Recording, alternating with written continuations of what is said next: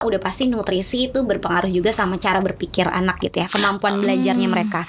Terus orang-orang yang memang punya uang untuk misalnya ngelesin anaknya gitu ya, supaya anaknya nggak ketinggalan pelajaran, walaupun misalnya dia tidak bisa mendampingi anaknya secara langsung, itu juga berpengaruh gitu. Tidak adanya ranking dulu ya kita ngomong. Tidak ada ranking itu sebenarnya bagus atau justru kebalikannya nih? Menurutku bagus, karena kalau kita belajar melulu karena ranking, orientasi kita itu bukan prosesnya, kita hanya mengejar hasil. Saya belajar karena saya mau ranking 1, tapi kita nggak memahami dalam proses belajar itu apa sih yang kemudian added value buat diri kita tuh, apa sih kita belajar buat apa. Dan sebenarnya pemahaman itu kan yang lagi dibangun. Masalahnya tidak semua orang memahami ini gitu.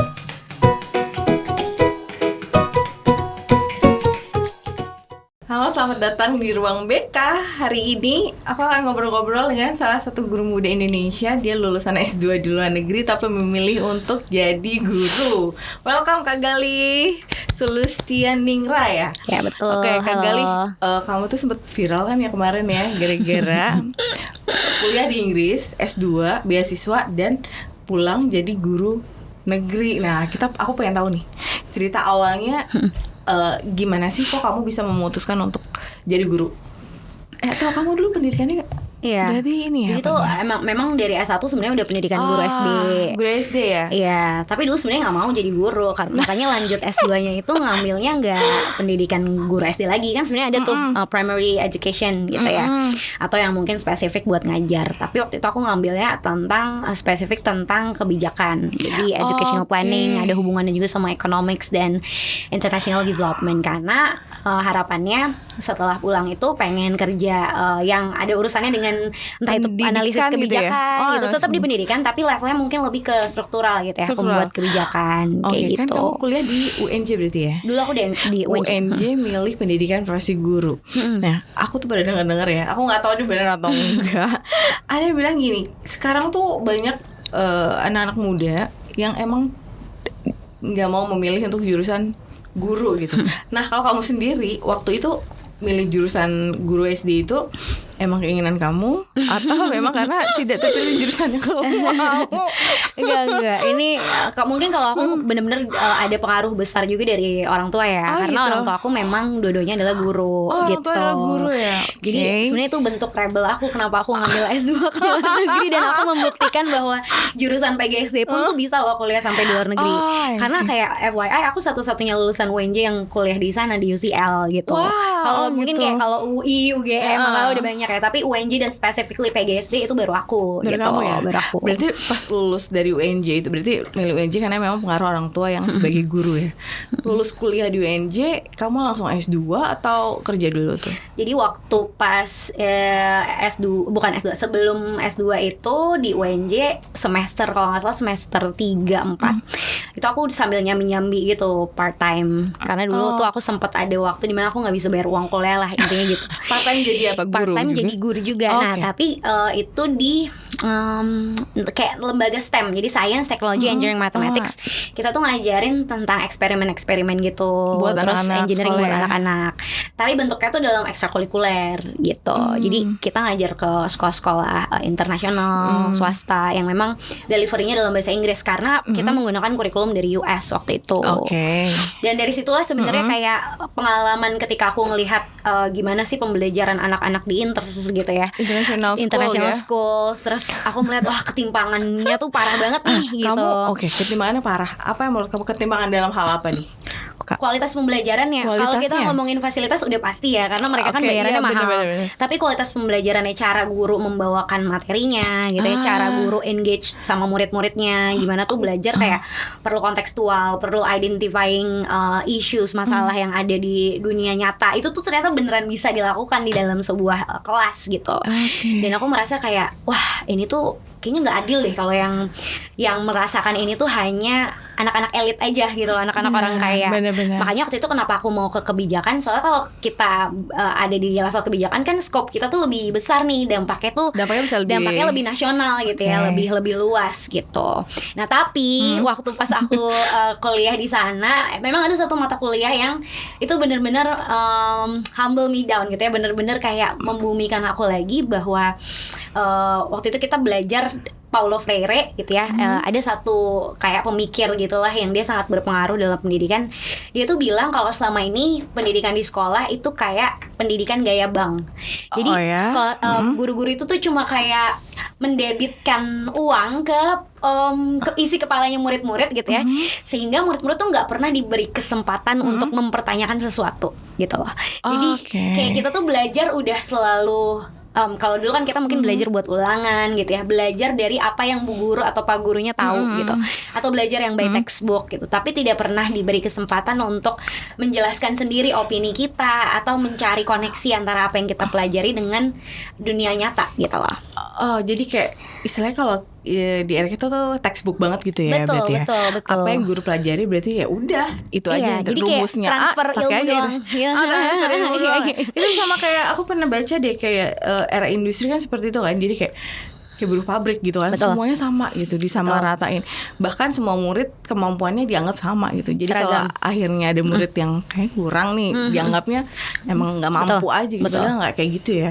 Jadi dari situ berarti UNJ kamu punya waktu kuliah di UNJ, kemudian kamu pernah kerja, kamu merasa bahwa ada ketimpangan di sini. Berarti itu yang men-trigger kamu untuk S2 ke luar negeri. Nah, masalahnya kenapa terus pulangnya malah jadi guru kan? Jadi guru, nah, gimana ceritanya? Itu akhirnya aku merasa, ternyata kalau misalnya aku mau jadi pembuat kebijakan, sedangkan aku selama ini cuma pernah ngajarin anak-anak elit yang inputnya emang udah bagus dari orang tuanya gitu ya, karena rata-rata mereka datang dari keluarga yang memang ekonominya baik gitu ya. Terus aku nggak mungkin bisa membuat kebijakan yang berpihak pada lapangan, yang memang lapangan ini kan direpresentasikan oleh sebagian besar anak-anak kita ya, yang ekonominya menengah ke bawah, dan itu adanya di sekolah dasar negeri menurut aku pada saat itu. Jadi memang tujuan jadi guru tuh orang-orang menyangka aku akan menjadi guru selamanya, enggak gitu. Ini itu hanya kendaraan sebelum aku nantinya bisa berkarya di bidang kebijakan gitu ya.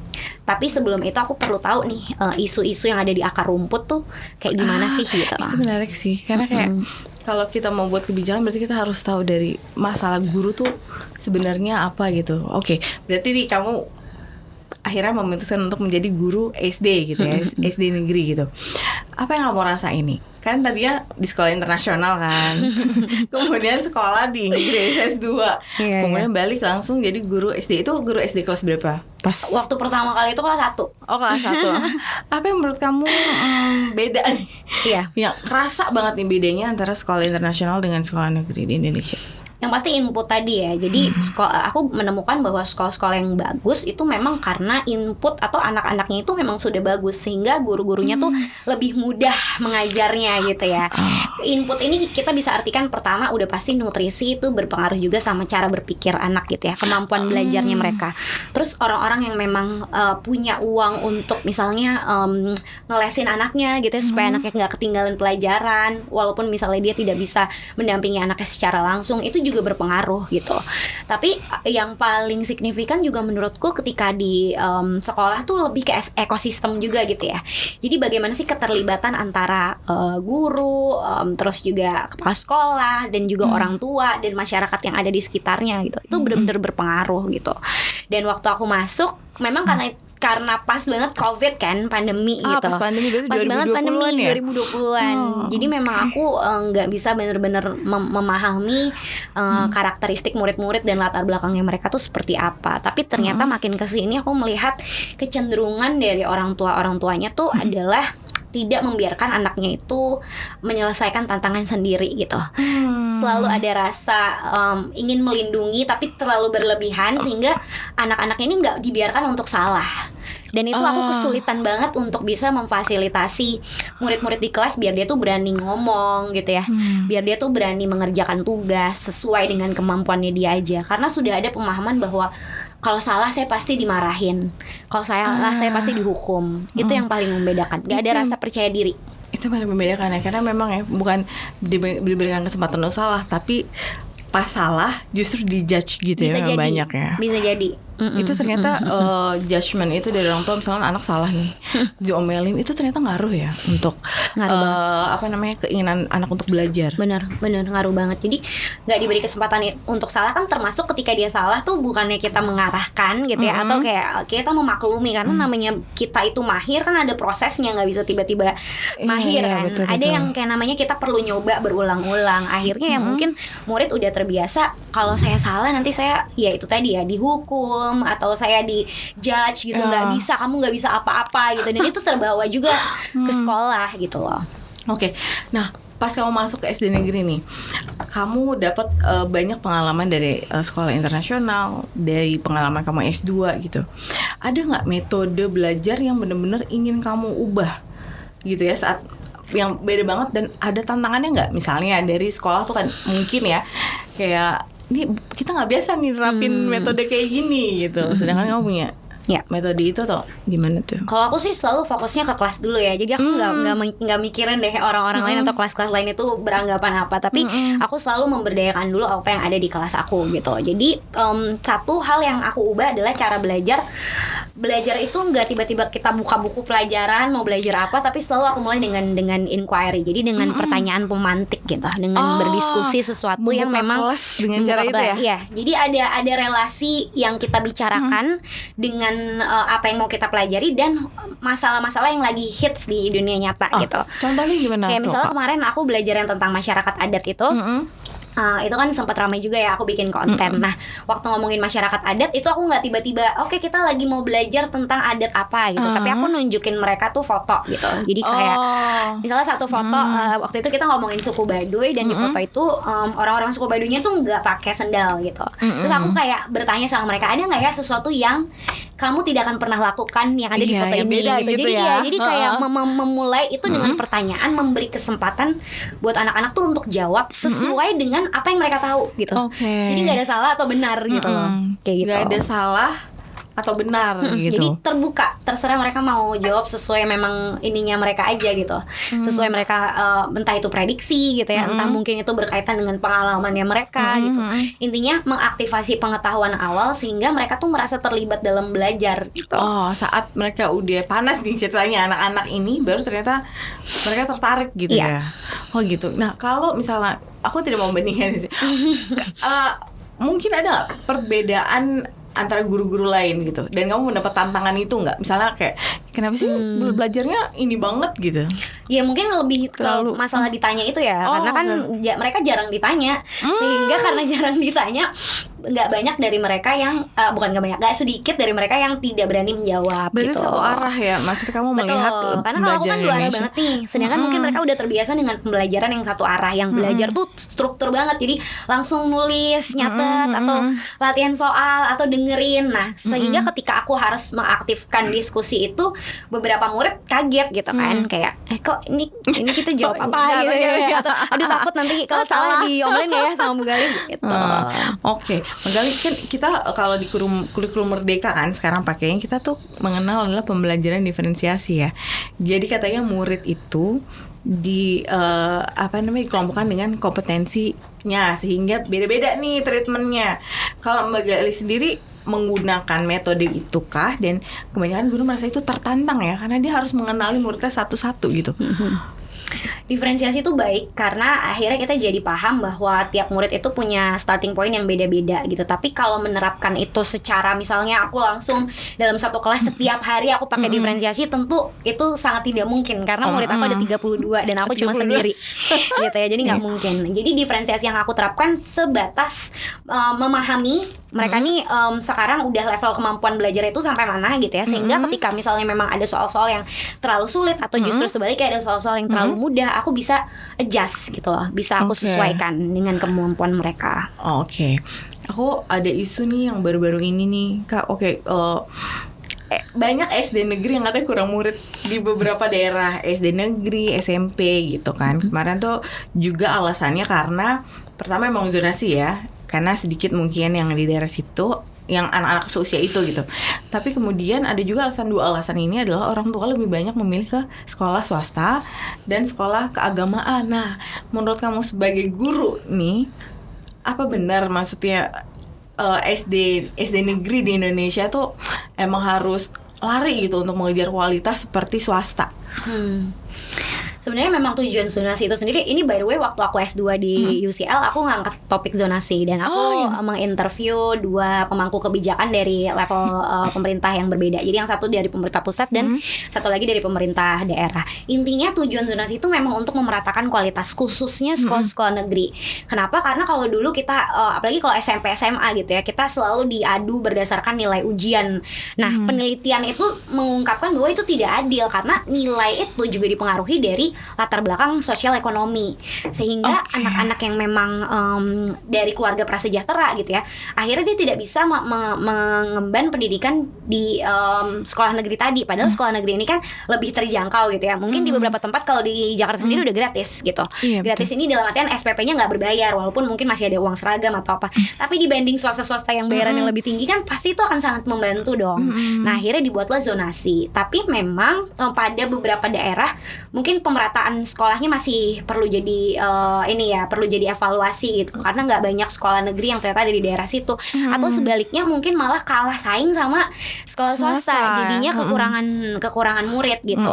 Nah, harapannya justru ini jadi PR juga buat negara ya, buat pemerintah gitu, gimana nih kita memfasilitasi guru-guru juga dan sekolahnya itu sendiri untuk bisa tetap mempertahankan adanya murid-murid. Atau kalau misalnya memang ini terjadi, bisa jadi si zonasi ini perlu dikaji ulang gitu loh, kebijakannya gitu kan, karena zonasi itu sendiri kan dikembalikan lagi ke pemerintah daerah nih, komposisinya itu berapa persen, karena masih ada daerah juga yang menerapkan prestasi, menerapkan nilai gitu kan, dan yang sebagainya ya. Mungkin apakah dari komposisinya itu yang perlu diubah gitu ya. Kalau yang tadinya misalnya zonasinya lebih besar apakah itu ya kuotanya gitu ya, kuotanya apakah itu kemudian perlu dipertimbangkan lagi dan sebagainya. Oke. Itu menarik sih, zonasi memang zonasi diadakan karena supaya merata gitu ya, tidak melihat siswa dari nilai ujian aja. Ini menarik tentang ujian nih Mbak, karena kan kemarin ujian nasional dihilangkan nih ya kan, kurikulum mereka nggak ada ranking ya kan. Nah, beberapa orang bilang gini, ini nggak ada ranking, anaknya jadi nggak ada keinginan untuk belajar dong, daya juangnya, daya bersaingnya gitu ya dengan yang lain jadi berkurang. Nah, kalau menurut kamu sebagai guru, itu sebenarnya tidak adanya ranking dulu ya kita ngomong, tidak ada ranking itu sebenarnya bagus atau justru kebalikannya nih? Menurutku bagus, karena kalau kita belajar melulu karena ranking, orientasi kita itu bukan prosesnya, kita hanya mengejar hasil. Saya belajar karena saya mau ranking 1, tapi kita nggak memahami dalam proses belajar itu apa sih yang kemudian added value buat diri kita tuh, apa sih kita belajar buat apa. Dan sebenarnya pemahaman itu kan yang lagi dibangun. Masalahnya tidak semua orang memahami ini gitu. Caranya gimana membawa pembelajaran yang lebih kontekstual, pembelajaran yang lebih relevan dengan masalah sehari-hari itu ke dalam kelas, ketika UN itu tidak ada. Kalau dulu kan kita belajar ya biar nanti UN-nya bagus gitu ya, biar nanti lulus gitu kan. Nilainya bagus betul, gitu ya. ketika belajar di kelas kita cenderung konteks basisnya lebih menghafal gitu ya. Jadi kayak teori-teori itu apa, nah itu nanti yang akan keluar bentuk soalnya seperti apa dan sebagainya. Sekarang ketika UN-nya nggak ada, guru-guru itu nggak siap. Terus saya tuh harus ngajarin yang seperti apa sih di kelas. Sedangkan kurikulum sekarang mengharuskan kita untuk menerapkan yang namanya project based learning atau pembelajaran berbasis project. Dikit project gitu ya. Dan kadang-kadang sumber daya sekolahnya belum tentu semua siap. Benar. Nah, sebenarnya kadang-kadang pemahaman tentang project based learning itu yang perlu ini juga diluruskan.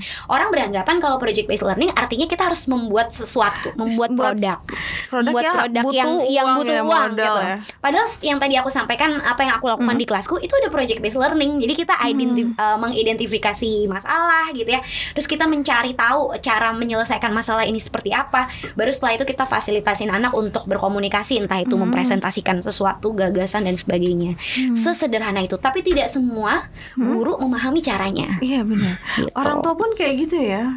Masih ada nggak? Kenapa sih nggak ada ranking gitu? Benar. Ya karena memang kita tuh udah kadung kompetitif Iya, nggak sih? Kita tuh udah dibesarkan di kultur yang sangat-sangat kompetitif. Kita sudah terbiasa apa-apa itu harus ada seseorang yang kalah dan yang menang gitu ya. Oh gitu ya, emang kultur jadi kita memang seperti itu. Guru-guru pun banyak yang seperti itu ya. Kita nggak paham prinsip kesetaraan. Jadi sedangkan kalau sekarang kan mau diangkat itu kesetaraan, kolaborasi gitu ya. Itu ya. Bahwa kita harus saling memberi kesempatan dan adil, khususnya buat mereka yang mungkin belum beruntung dan segala macam. Menuju ke sana itu sulit karena itu merubah satu paradigma yang memang sudah menahun, sudah mengakar. Jadi emang susah gitu. Tapi memang bener gak sih kalau dari sisi muridnya aja nih, jadi mereka gak pernah daya juang gitu? Benar, karena orang tuanya. Menurut aku ya, sebenarnya kalau misalnya kita mau bikin satu kebijakan, yang perlu dipastikan itu juga keterlibatan orang tua. Karena gimana pun itu anak sekolah itu kan ada peran orang tua ya. Kayak kalau misalnya nih sekolah terus misalnya bikin ada tugas dari sekolah gitu, yang ngerjain masih orang tuanya misalnya, yang ngerjain masih orang tuanya. Terus orang tuanya yang ngatur ini harus kayak gini, harus ini. Anak balik lagi ya, anaknya nggak boleh diberi kesempatan untuk eksperimen gitu. Gagal atau enggak ya biarin aja dia nyoba. Bahkan orang tua muridku itu cenderung mengatur anaknya supaya ada di satu kelompok yang sesuai dengan keinginan orang tuanya. Kayak apa tuh misalnya? Ya misalnya misalnya kalau misalnya saya kayak kelompokin mereka ke beberapa temennya, mereka akan protes gitu. Bu, boleh nggak anak saya jangan satu kelompok sama ini. Itu sudah mencerminkan bahwa ya sangat mengatur anak ya berarti ya.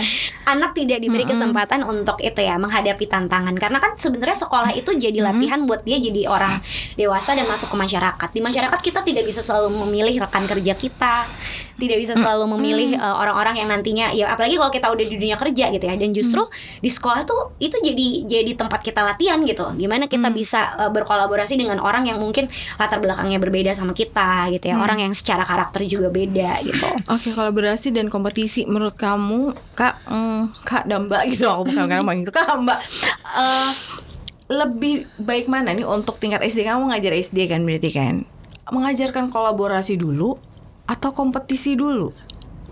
Atau sebenarnya dua-duanya harus berimbang? Kalau aku tim kolaborasi dulu sih. Kompetisi itu mungkin kita perlukan, tapi bukan sifatnya harus mengalahkan seseorang. Oh, ini gitu ya. Bukan mengalahkan. Jadi, iya, bukan mengalahkan seseorang. Karena kalau misalnya kita selalu, aku pernah bahas ini juga gitu ya di salah satu reels aku, lomba untuk anak-anak gitu ya. Mungkin sebenarnya di satu sisi, ini mengajarkan dia tentang persistensi gitu ya, tentang kegigihan, ketangguhan. Gak apa-apa kalau kita bisa memastikan bahwa ketika dia kalah, dia tidak merasa rendah diri gitu, atau ketika dia menang sebaliknya dia tidak merasa lebih superior dari orang lain gitu. Kalau kita bisa memastikan itu terjadi, lomba is okay. Tapi kalau kita memaksa dia untuk harus menang, dan bahkan ketika misalnya dia menang dia jadi orang yang lebih arogan gitu ya, cenderung memandang rendah orang lain, akhirnya kompetisi dan lomba itu jadi nggak bermanfaat menurut aku. Oke, berarti saat anak itu sudah bisa memahami ya bahwa kan lomba itu katanya melatih sportivitas gitu ya. Berarti di usia berapakah sebenarnya anak sudah bisa memahami arti kompetisi? Maksudnya aku nggak ranking 1 tapi is okay gitu. Aku nggak juara lomba nggak apa-apa. Apakah ada usia tertentu di mana anak sebenarnya udah siap gitu?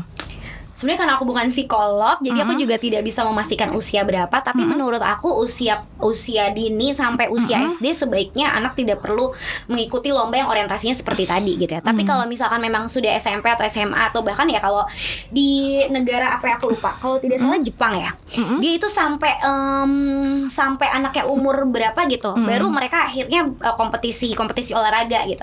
Tapi dari dia SD sampai usia SMP itu nggak ada lomba. Dari usia dini sampai SMP itu nggak ada lomba yang sifatnya kalah-kalahan dan sebagainya gitu. Oke. Jadi emang sifatnya bukan itu ya, bukan tentang menang dan kalah berarti intinya lomba itu ya. Oke. Nah, kalau misalkan tentang ujian sekolah nih Kak, sekarang kan udah ada ujian nasional kan, artinya benar-benar diserahkan ke sekolah dan guru. Kamu ngasih tipe guru yang ngasih soal pilihan ganda atau enggak? Sebenarnya pilihan ganda itu membuat murid kurang berekspresi gitu, atau sebenarnya ya nggak apa-apa? Nggak apa-apa. Yang dipermasalahkan tuh pertanyaannya, bentuk pertanyaannya. Bentuk pertanyaannya. Iya, selama pertanyaannya itu terbuka, bukan pertanyaan yang memang jawabannya sudah selalu by textbook gitu ya, jawabannya selalu kayak gitu. Dan itu melatih anak untuk berpikir kritis, karena kan sekarang juga ada yang namanya high order thinking skills ya. Dan high order thinking skills itu juga aplikatif di pilihan ganda, nggak cuma di esai gitu. Jadi selama memang kita bisa memastikan soal-soalnya itu membuat anak-anak juga tetap berpikir kritis. Contoh misalnya aku pernah ngasih soal jika Hayam Wuruk pada saat itu tidak memerintahkan Empu Tantular atau Empu siapa aku lupa untuk menuliskan Bhinneka Tunggal Ika, aku bilang gitu, apa yang akan terjadi gitu. Dan itu bentuknya pilihan ganda gitu. Jadi aku tidak bertanya Raja Sriwijaya pada tahun 1900 atau 1600 itu adalah gitu. Sejak tahun berapa sampai berapa. Terus dia cuma jawab, Raja Hayam Wuruk gitu. Kamu juga pernah ngomongin tentang ini ya, tentang pelajaran sejarah sebenarnya. Karena sejarah itu menjadi tidak menarik karena kita hafalan tahun-tahun aja gitu ya. Sebenarnya gimana sih cara pembelajaran yang membuat murid itu lebih memiliki wawasan luas, khususnya untuk pelajaran sejarah mungkin, dan yang sifatnya tuh cerita gitu ya. Iya, dari pertanyaan sih. Jadi selalu bertanya tentang mengapa, bagaimana, alih-alih kapan gitu ya. Apa nama tempat ini. Jadi yang kayak sifatnya hafalan tuh menurut aku perlu dikurang-kurangin sih gitu. Jadi kayak meningkatkan yang mengapa dan bagaimana. Ya waktu itu aku tanya gitu ya soal kenapa Bhinneka Tunggal Ika itu perlu ditulis sih sama si Empu Tantular. Menurut kamu kalau Bhinneka Tunggal Ika itu nggak ada, apa yang akan terjadi gitu. Dan itu datang dari mulutnya mereka. Oh ya Bu, nanti jadinya kita nggak akan ada Nusantara dong, kita nggak akan bisa bersatu karena Bhinneka Tunggal Ika itu kan sebenarnya mencoba untuk menyatukan waktu itu konteksnya kerajaan Buddha sama kerajaan Hindu tuh lagi terpecah belah gitu. Dan si Bhinneka Tunggal Ika tuh hadir, maksudnya ya itu tadi ya, berbeda-beda tapi tetap satu jua. Artinya walaupun kita berbeda secara agama, tapi kita tuh tetap dalam satu Indonesia gitu. Itu kan sebenarnya akarnya dari Bhinneka Tunggal Ika. Dan anak-anak tuh memahami itu ketika pertanyaannya itu kita ubah gitu. Orientasinya bukan yang kayak dia hanya menghafal itu terjadi di Sriwijaya gitu di tahun sekian, tapi dia memahami esensi dari kenapa sih kita perlu mempelajari sejarah. Karena itu bagian dari Indonesia gitu. Itu bagian dari tempat tinggal saya, budaya saya. Berarti itu gitu. termasuk untuk pelajaran lain dong. Maksudnya betul. Anak-anak itu harus ngerti gitu. Kenapa dia belajar matematika gitu. Benar. Dan itu harus ditanyakan dulu sebelum mereka belajar matematika. Karena kalau enggak mereka akan merasa, Bu, saya kan nggak mau jadi orang yang pintar matematika nanti. Maksudnya kayak pekerjaannya nggak yang harus belajar matematika. Nanti nggak dipakai juga gitu. Iya, nanti nggak dipakai juga gitu. Tapi ya ketika kita memulai dengan, ada nggak sih pekerjaan yang nggak pakai matematika gitu ketika kita bekerja? Kita bahas dari misalnya mereka kan banyak yang orang tuanya ojek online gitu ya, driver Gojek. Butuh nggak sih tahu matematika? Butuh lah Bu, ini nanti kayak untuk tarifnya gitu ya. Jadi mempelajari itu dari apa yang memang umum dan mereka tuh relevan gitu, isu-isu yang memang mereka tahu. Membawa itu ke kelas, pada akhirnya belajar tuh mereka jadi punya rasa kepemilikan terhadap belajar gitu. Karena mereka tahu belajar ini karena saya butuh ini buat nanti saya ada di masyarakat gitu, ada di komunitas gitu. Iya, itu penting sih. Karena kadang-kadang zaman aku suka bingung kenapa aku harus belajar fisika. Iya kan? Belajar ini gitu ya. Ternyata itu memang harus dari awal ya dikasih tahu ya. Itu berarti gini. Kalau kita mau meminta anak untuk berpikir kritis gitu atau mengeluarkan pendapatnya, itu tuh berarti harus dari gurunya juga dong. Maksudnya guru juga harus memiliki wawasan yang luas kan kalau untuk memberikan pertanyaan terbuka. Artinya dia bisa harus menyerap apapun yang muridnya jawab gitu. Nggak ada salah dan benar. Dan dia perlu merdeka dulu bahwa belajar itu milik dia. Bukan milik pemerintah, bukan milik kepala sekolah, bukan milik pengawas. Belajar di kelas itu milik gurunya gitu. Jadi guru tuh punya otonomi yang mana dia bisa menyesuaikan cara gaya belajar dia dengan level kemampuannya murid-murid gitu. Kadang-kadang kan guru tuh juga takut, saya salah nggak ya kalau ngajarin kayak gini nggak sesuai dengan apa yang ada di buku. Atau bisa jadi juga di satu sisi mereka kurang referensi gitu ya, karena ya referensinya hanya buku aja. Jadi emang perlu kerendahan hati juga dari guru untuk belajar gitu ya, dan perlu kemerdekaan pikiran beranggapan gitu ya bahwa mempelajari apa yang ada di luar kelas, membawa itu ke dalam kelas, selama kita bisa memberikan justifikasi yang memang sesuai dengan apa yang lagi dipelajari ke anak-anak gitu ya, sehingga anak-anak tuh pemahaman antar materi dengan dunia nyata itu nggak timpang gitu. Iya betul. Ngerti kan? Nah kadang-kadang guru tuh hanya takut, saya kalau ngajarin ini salah nggak ya gitu. Saya kalau ngajarin ini boleh nggak ya? Padahal kan itu otonomi gurunya aja. Dan itu terjadi karena misalnya mungkin ada beberapa sekolah yang memang agak diatur gitu ya. Harus kayak gini belajarnya, nggak boleh yang kayak gini gitu ya. Apalagi kalau dulu kan kita wajib bikin RPP sebagai bagian dari administrasi. RPP gitu. tuh dulu katanya wah itu ngabisin waktu guru ya. Sekarang katanya sekarang lebih ringkas sebenarnya. Iya kayak gitu sih. Gitu. Nah kalau kamu sendiri, kamu sebagai guru muda gitu ya, kamu memiliki inovasi, tapi tidak dipungkiri bahwa di Indonesia itu ya birokrasinya kan cukup kental banget gitu ya. Ada nggak sih kamu tantangannya gitu? Mungkin ada pihak yang kayaknya pembelajaran ini masih susah deh, bukan birokrasinya tapi lebih ke pemikiran terbukanya, ini masih susah deh kayak diterapin nih, kayaknya ini ribet deh gitu. Ada nggak? Dulu tuh sebelum aku jadi guru SD gitu ya, kan tadi aku cerita juga tuh gimana waktu pas aku mau jadi analisis kebijakan, aku mikir aku kan harus tahu dulu di akar rumput kayak gimana. Terus harapannya tuh ketika aku masuk ke satu sekolah, nanti yang lain bisa ngikutin nih kelas-kelas yang lain gitu. Jadi sekolahnya sama-sama bagus. Ternyata nggak semudah itu gitu. Jadi apapun yang aku lakukan, aku juga pengen apa yang aku lakukan di kelas itu bisa dilakukan di kelas-kelas lain gitu, bahkan satu sekolah. Tapi ternyata tidak semudah itu, karena kadang-kadang misalnya gurunya udah oke gitu ya, tapi kita nggak tahu nih apakah ada variabel-variabel lain gitu, baik itu misalnya datang dari orang tuanya juga, karena ada juga orang tua yang masih mindsetnya sekolah itu tempat penitipan anak gitu. Jadi saya nggak mau tahu apa-apa gitu. Iya, termasuk betul. Misalnya itu tadi ya, kalau kita mau mengadakan sebuah project atau apapun itu, kita kan butuh kolaborasi juga dari orang tua. Dan kolaborasi ini bukan sebatas kolaborasi materi gitu loh. Mungkin yang mereka anggap juga udah yang kayak gitu ya, aduh takut nanti beban atau apa. Tapi juga gimana kita butuh keterlibatan dari orang tua itu untuk memotivasi anaknya gitu ya, untuk memberikan dia itu tadi ya kesempatan di rumah nggak apa-apa dia ngerjain sesuatu tuh dia aja disuruh usaha gitu. Jangan langsung dibantu atau apa dan sebagainya. Dan ini yang menurut aku paling sulit sih, mengaktifkan, kalau kayak Jarwantara bilangnya trisentra pendidikan.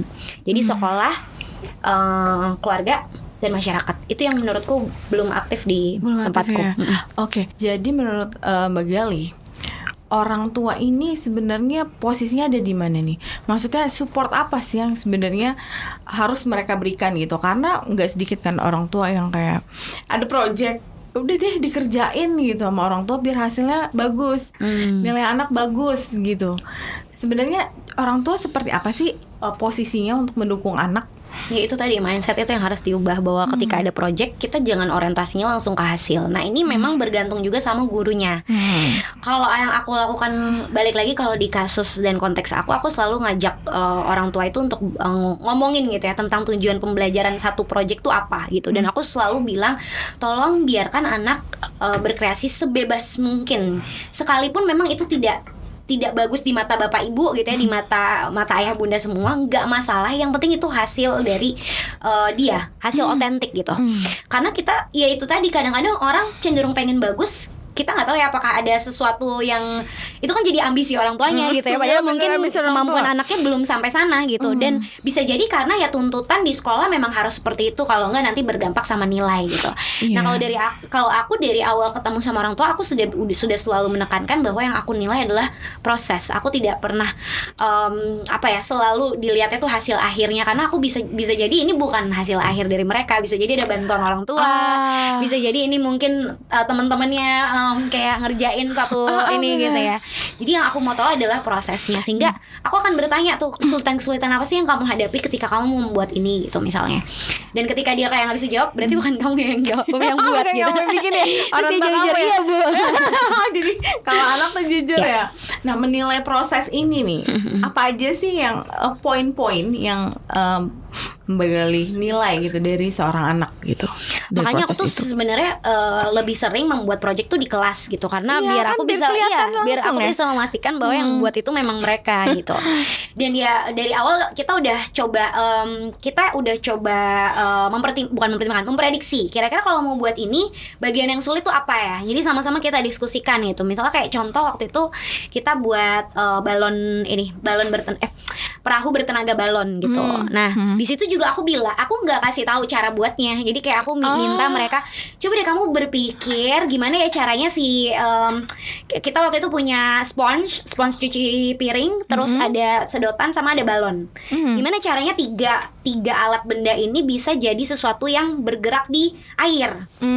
Gitu. Nah, kadang mungkin tugas ketika anak tuh udah langsung template gitu ya. Tugasnya harus begini. Mereka jadi kayak, aduh nggak bisa deh, udah kasih aja ke orang tua gitu. Kayak ada tutorialnya 1, 2, 3 gitu kan. Tapi ketika kita membebaskan dia gitu ya, ada murid-murid yang rasa tertantang, oh saya mau coba. Ada juga yang mungkin karena udah terbiasa apa-apa seragam, apa-apa kayak ada instruksi, apa-apa ada instruksi dan perintah, dia juga jadi bingung. Tapi ketika dia melihat temennya mencoba-coba, ya dia juga jadi ada rasa pengen nyoba juga gitu. Itu sih kalau yang aku lakukan di kelas, karena aku tahu ketika itu dibawa pulang, itu pasti kayak orang tuanya nanti kayak aduh mengerjakan semuanya gitu. Akhirnya tidak tercapai tujuan yang aku inginkan gitu. Nah, berarti PR itu penting nggak bagi kamu ngasih PR? Atau mendingan di sekolah aja ngerjainnya? Iya, kalau aku gitu sih, aku cenderung sangat-sangat jarang memberikan PR, bahkan mungkin hampir nggak pernah gitu ya, karena aku tahu kalau itu dibawa ke rumah tuh itu bukan murni dari anak-anak. Ya, jadi orang tuanya gitu. Karena kan sebenarnya tujuan kita memberi tugas, aku pribadi ya, tujuan aku memberi tugas ke murid itu bukan untuk menilai mana yang udah bisa, mana yang bukan, mana yang untuk mengelompok-kelompokkan dia gitu ya, menjadi mana murid yang paling oke, mana yang tidak oke dan sebagainya, tapi untuk melihat apakah ketika aku memberikan satu materi ini ketinggian nggak buat mereka gitu, atau ini sebenarnya levelnya udah pas gitu. Jadi biar aku tuh paham mana anak-anak kita yang kira-kira masih punya perlu bimbingan ekstra, sehingga aku bisa adjust dari ininya juga, kesulitan materinya. Misalnya kalau matematika dia paling gampang, aku belum bisa belajar tentang faktor persekutuan terbesar FPB sama KPK kalau mereka aja belum paham tentang pembagian misalnya. Jadi aku akan mengulang dulu bagian pembagiannya gitu, sampai misalnya ada anak-anak yang udah lebih bisa, berarti aku akan tetap kasih dia pembagian tapi lebih kompleks gitu, atau bentuknya soal cerita gitu. Sehingga kita udah ada di satu titik yang sama, sampai yang titik terendah anak itu setidaknya dia bisa pembagian yang sangat sederhana, baru kita pindah gitu loh. Nah kadang-kadang kan orang tua nggak bisa memahami itu gitu ya, mereka pengennya kalau anak udah bisa udah lanjut aja terus, nggak mau nungguin teman-teman yang lain gitu kan, teman-temannya yang memang belum benar gitu. Dan ya. itu akan mempengaruhi juga ketika misalnya belajar di kelas belang-belang gitu ya, yang lain udah belajar ini, yang lain udah belajar yang lain lagi, akhirnya ya malah akan timbul itu lagi, pemecahan dalam satu kelas itu sendiri. Akan ada yang merasa saya lebih hebat karena saya udah bisa ngerjain yang lebih susah, kamu nggak ada apa-apanya kayak gitu. Dan aku sangat menjaga itu nggak terjadi di kelas gitu. Berarti kamu setuju gak sih sama, kadang-kadang kita berpendapat bahwa ada anak yang pinter sama ada anak yang bodoh misalnya. Itu relevan gak sih? Atau sebenarnya semua anak tuh pinter aja, cuma mungkin pinter dalam bidang yang berbeda atau pinter dalam hal lain gitu? Iya. Karena gimana ya, susah. Karena kalau kita mau ngomongin sekolah, dimanapun sekolahnya gitu ya, selama itu di lembaga pendidikan, ya belajarnya memang itu gitu kan, mata pelajaran eksak, matematika, IPA, dan itu yang akan selalu jadi alat ukur gitu ya, itu yang selalu jadi alat ukur gitu ya. Sehingga ketika pelajaran-pelajaran itu nggak bagus nilainya, atau anak yang nggak bisa ngikutin, kita akan cenderung dikelompokkan sebagai anak yang nggak bisa apa-apa gitu. Padahal bisa jadi potensi dia di tempat yang lain, entah itu misalnya seni atau olahraga gitu. Kalau aku sih beranggapan semua anak itu punya karakter bawaan, dan semua anak itu sebenarnya cerdas, walaupun cerdasnya beda-beda gitu ya. Tapi tergantung dari orang tua, sekolah, dan lingkungan. Kalau orang tua, sekolah, dan lingkungan tidak mampu menimbulkan dan memunculkan juga mengembangkan potensinya mereka, apapun itu, baik itu misalnya di akademis atau di bagian seni, olahraga, mereka akan terus merasa nggak berdaya sih, gitu. Dan akan terus dipandang orang yang nggak bisa. Akan terus dipandang sebagai orang yang nggak bisa. Ada satu postingan kamu yang menarik.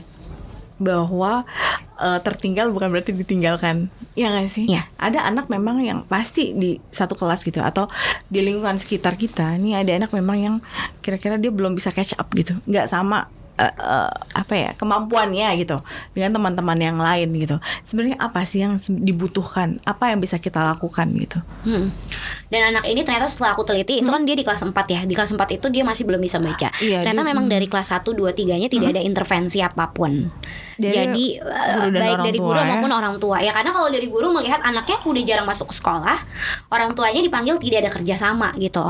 Jadi ya mungkin dibiarkan aja di kelas 4. Tapi aku merasa dia punya kesempatan juga kok untuk bisa menerima pembelajaran seperti teman-temannya, walaupun kemampuan belajarnya berbeda gitu. Dan yang aku kuatkan dulu adalah ekosistem dulu di kelas. Murid-muridnya, kamu tidak boleh mengejek dia, tidak boleh menyudutkan dia sampai dia merasa tidak mau lagi ke sekolah karena dia nggak bisa ngikutin pelajaran gitu.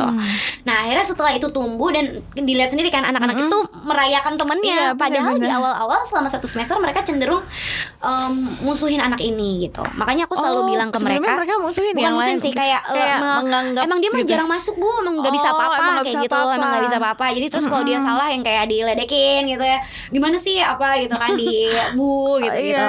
Nah tapi aku memberikan ekosistem yang baik dulu sehingga dia mau dulu nih ke sekolah. Lalu aku bikin membuat pendekatan personal gitu ya.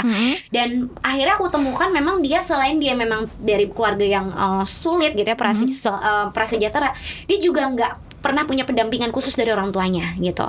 Jadi di rumah itu ya udah orang tuanya sibuk bekerja, dia nggak ada yang nemenin gitu kan.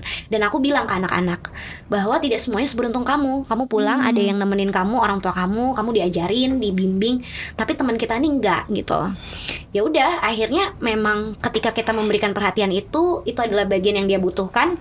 Dia mau belajar, dia percaya bahwa dirinya bisa. Itu sih kepercayaan bahwa saya nih bisa gitu. Karena selama 3 tahun mungkin dia udah yang dalam pikirannya saya nggak bisa, saya bodoh gitu ya, saya tidak bisa mengikuti pelajaran, saya nggak bisa baca, semua yang negatif tentang dia. Tapi ketika kita mencoba untuk menumbuhkan kepercayaan dirinya dia dari dalam diri gitu ya, dan memberikan afirmasi positif juga dengan perlakuan kita yang baik, ekosistem yang baik, dia akhirnya bisa. Berarti itu juga hal yang harus dilakukan oleh guru dan orang tua ya, untuk semua anak, bahwa anak ini sebenarnya kamu bisa gitu ya. Itu penting banget ya. Penting banget. Karena sekali kita bilang anak nggak bisa, dia akan menganggap dirinya tidak akan bisa. Oh, itu kayak mantra nggak sih? Iya, kayak mantra ya. Dulu kita juga kayak gitu nggak sih? Aku juga baru belajar itu setelah akhirnya jadi orang tua gitu. Oh ya, ternyata tuh mengaruh banget ya. Gimana cara orang tua kita tuh ngomong ke kita gitu ya, menjudge kita, menghakimi gitu. Karena itu yang menjadi cara pandang kita juga terhadap diri kita sendiri gitu. Dan itu sih cenderung orang tua tuh beberapa ya, mungkin nggak semua, beberapa orang tua tuh pengennya instan. Anaknya langsung bisa gitu kan. Padahal waktu kecilnya nggak pernah dikasih stimulasi, tiba-tiba langsung suruh baca gitu ya. Padahal dulu waktu kecil diajak jalan misalnya di bis gitu, ngelihat rambu-rambu lalu lintas, nggak pernah diajak ngomong ini tuh namanya ini loh, ini gitu. Tapi maunya tiba-tiba langsung baca huruf gitu, nggak bisa. Nah kita sebagai orang tua, makanya aku selalu bilang ya, sebenarnya tuh kuncinya adalah di calon orang tua. Sebelum jadi orang tua tuh kita harus paham loh apa sih yang menjadi tugas kita, karena nggak bisa semuanya dilempahkan ke sekolah. Kayak gitu. Ada orang yang nanya, sebenarnya indikator apa sih yang paling pertama yang perlu kita lihat kalau memilih sekolah buat anak? Menurutku ekosistemnya. Jadi apakah relasi antar guru dan kepala sekolah dan pemimpinnya itu baik, relasi antar sekolah dengan orang tua itu juga baik. Kenapa? Karena kalau misalnya nggak baik, guru-guru itu akhirnya ketika mengajar di kelas itu akan sangat berpengaruh gitu. Karena ketika kita di kelas kan kita bertemu dengan manusia-manusia yang punya emosi beragam dan karakteristik beragam. Ketika kita tidak penuh dengan diri kita sendiri, kita tidak akan mampu mengajar anak-anak ini dengan hati gitu. Dan